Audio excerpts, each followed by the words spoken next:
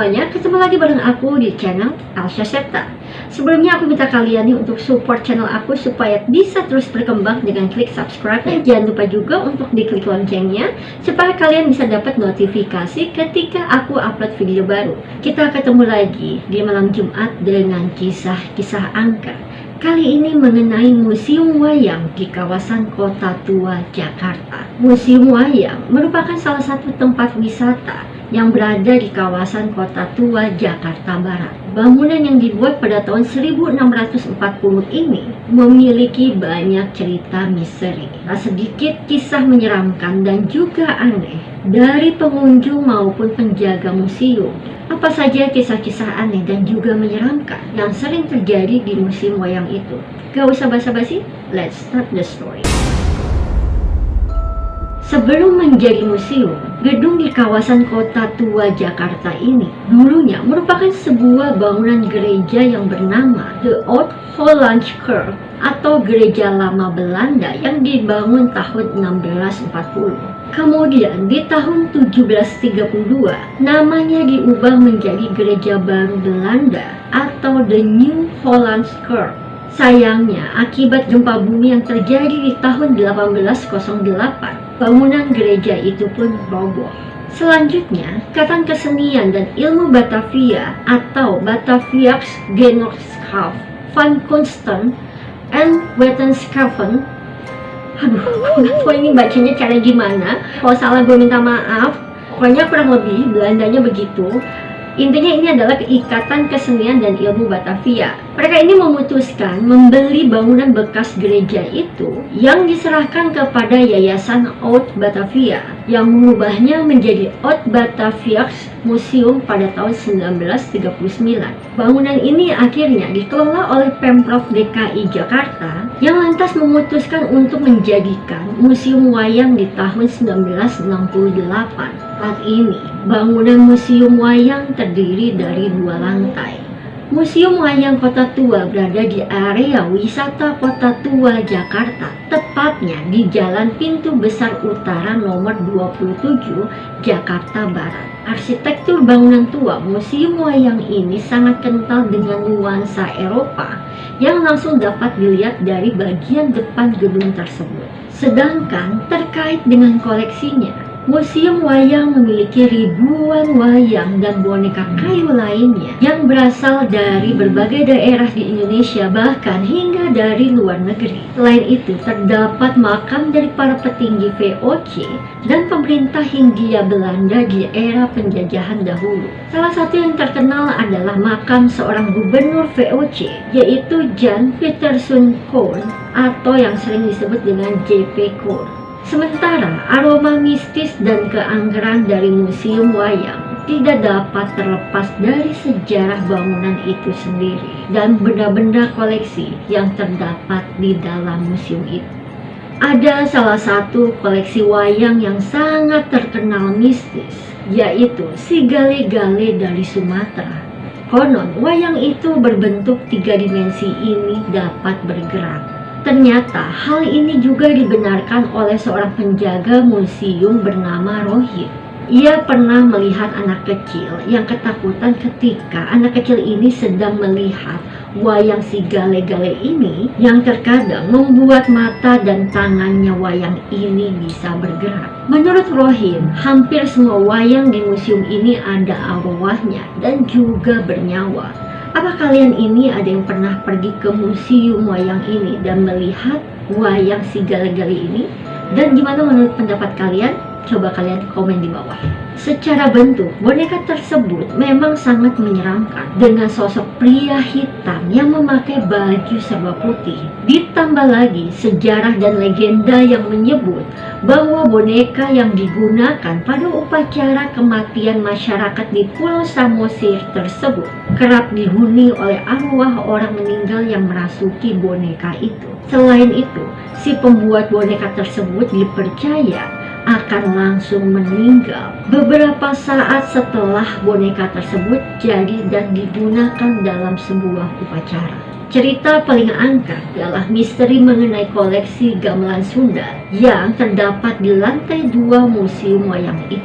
Mitosnya, Ruangan ini dihuni oleh sosok hantu berwujud anak kecil atau tuyul. Sosok tuyul ini dianggap sebagai hantu yang sering mengganggu dan juga usil. Tuyul ini bukan cuma mengganggu penjaga museum, tapi para pengunjung dari anak-anak hingga orang tua sering menjadi korban keisengannya, terutama bagi para pengunjung yang sengaja memainkan gamelan itu. Oleh karena itu, ada aturan larangan untuk tidak memainkan gamelan itu saat kita ingin memasuki museum itu, saat melewati pintu masuk dari museum itu. Sebagian orang akan merasakan aura yang berbeda dan juga merasakan merinding. Berdasarkan kisah yang banyak beredar, ternyata sering ada sosok hantu wanita bergaun merah yang muncul di area pintu masuk yang dianggap penghuni kawasan museum wayang tersebut. Cerita yang paling terkenal adalah yang dialami oleh seorang penjaga museum bernama Syarif. Dia sendiri sebenarnya tidur di museum tersebut bersama dengan karyawan museum yang lainnya. Dia mengaku bahwa dirinya yang paling sering diganggu oleh hantu-hantu yang ada di museum tersebut. Ada sebuah cerita dari Syarif ini. Saat itu dia sedang melihat-lihat koleksi wayang yang ada di museum itu, yang kebetulan saat itu sudah tutup museumnya.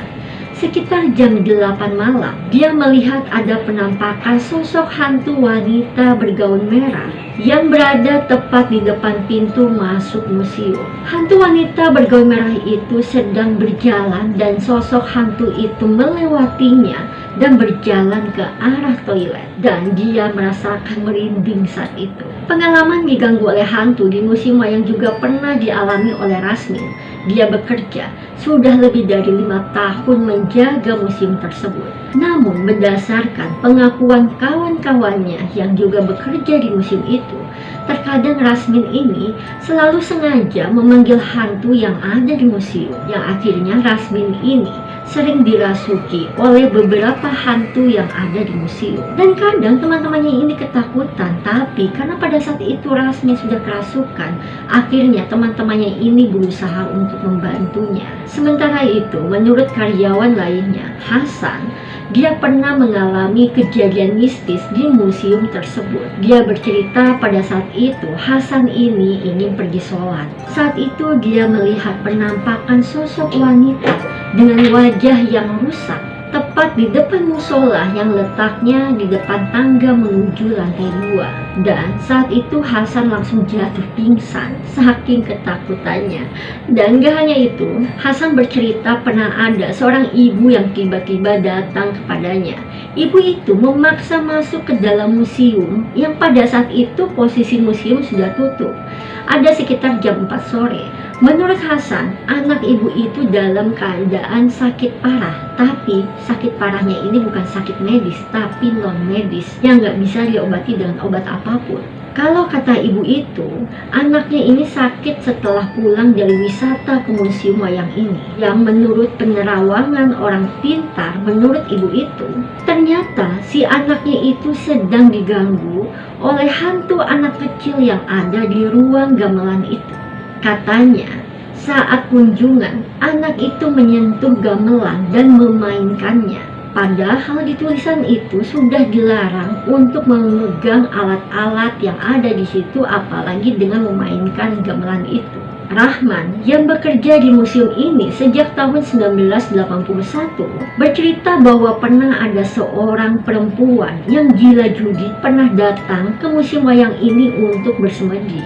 Akhirnya, Rahman ini pun terpaksa menemani wanita tersebut karena tidak ada teman-temannya yang mau menemaninya karena takut. Waktu malam, perempuan ini melihat ada penampakan banyak orang yang kumpul, dan juga perempuan ini mendengar suara-suara yang aneh, seperti suara tentara yang sedang berbaris dan juga suara langkah kuda. Belum lagi, pada saat itu wanita itu juga mendengar suara ringkikan kuda.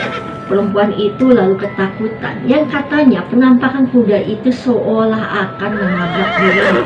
Dan ini ada lagi, menurut Rahman, pernah ada penampakan sosok hantu noni-noni Belanda yang berparas cantik dan berkulit putih yang sedang berjalan menghampirinya. Dia juga sering mendengar suara peti-peti wayang bergeser sendiri. Katanya, biasanya terjadi kalau antara jam 7 sampai jam 8 pagi atau juga jam 3 sampai jam 4 sore. Karyawan lainnya yang bernama Rohim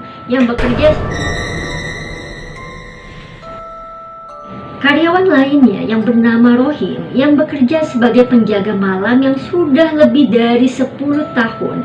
Dia bercerita setiap hari dia ini harus menyalakan lampu sekitar jam 7 pagi ketika dia naik tangga menuju ruang pagelaran. Pintu pertama dia buka waktu Rohim mau menyalakan panel listrik.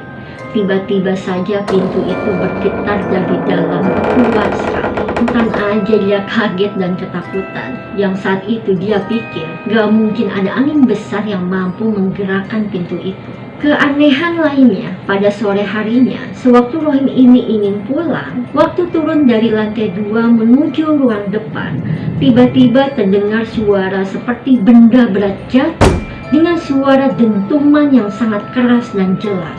Rohim pun langsung keluar dan lari ketakutan, walaupun dia sempat melihat ke atas dan gak ada apa-apa di sana.